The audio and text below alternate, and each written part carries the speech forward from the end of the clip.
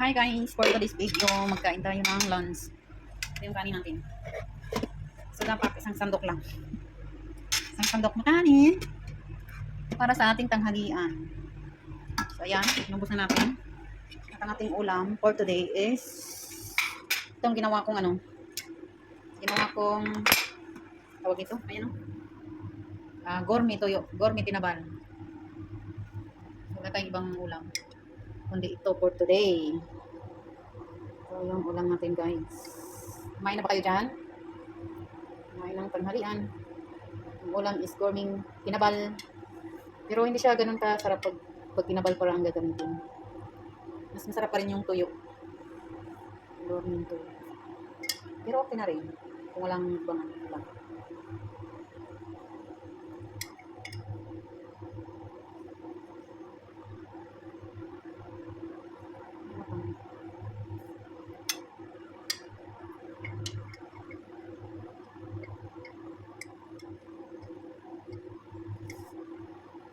Gourmet tuyo.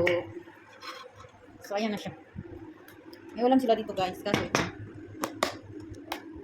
corn beef na corn beef na iba ang lasa.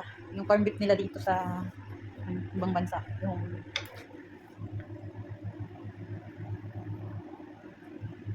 kuha tayo nito. Ito. Ito alam kong lemon. Lagyan na natin ng lemon kasi yung akong gourmet. Kulang siya sa lemon. Kulang ng suka ay hindi siya maasim. So, lagyan na lang natin ng lemon. Bigain na lang natin siya ng lemon para maano tayong asin. Pag walang ulam, discard na lang tayo guys. Marami pang ulam. Marami namang paraan. Thank you Lord for this food. Amen. Kain ko tayo. Pwede na.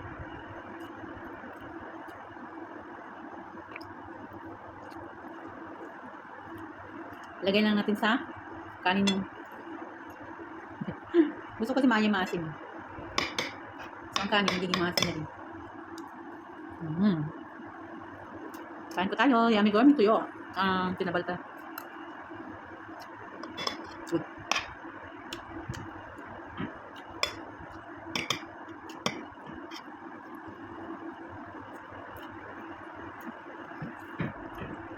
Masarap talaga siya pag may halong pag malalasa mo yung asim.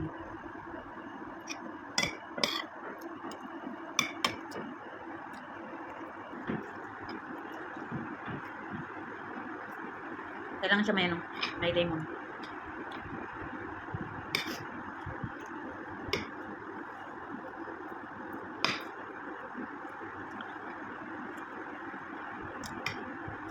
Yung balat ng balat ng isda, sobrang kapal.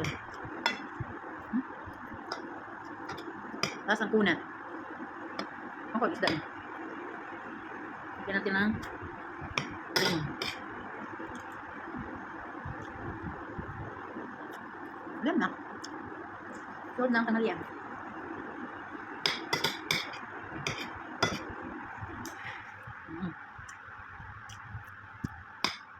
Sarap. Sarap yung maasim at saka yung lasa ng gourmet. Tapos maasim. Sarap.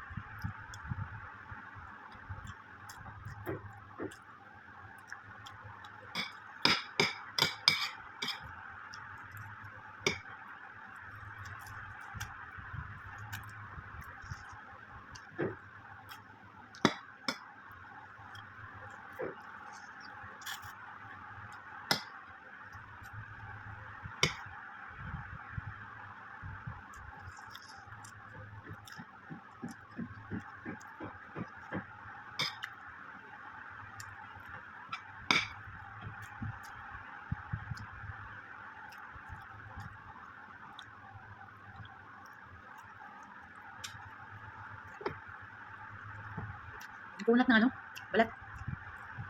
Kaya isda eh. Kapal ng balat niya, tapos ang kunat.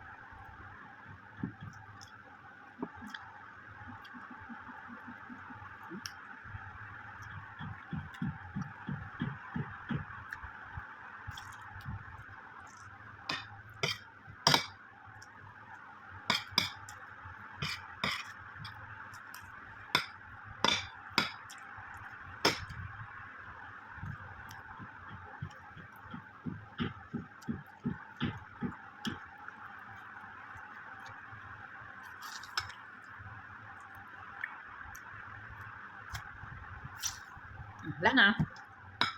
Sobrang tanghalian.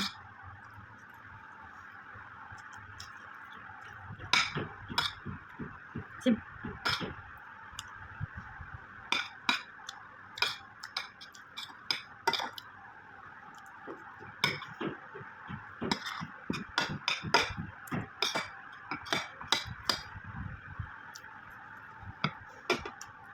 That's it for today's video. Thank you for watching. Bye. Ramadan.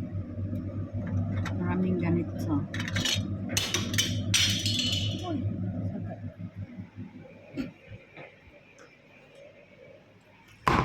Kakain na tayo nito.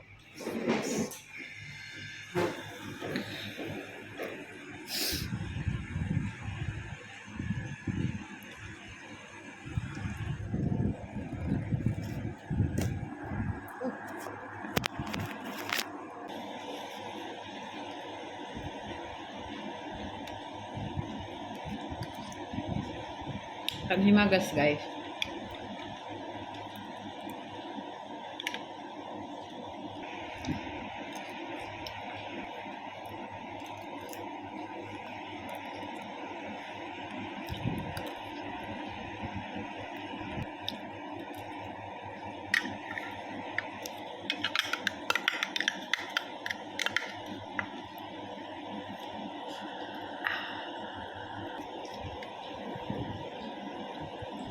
Bimto.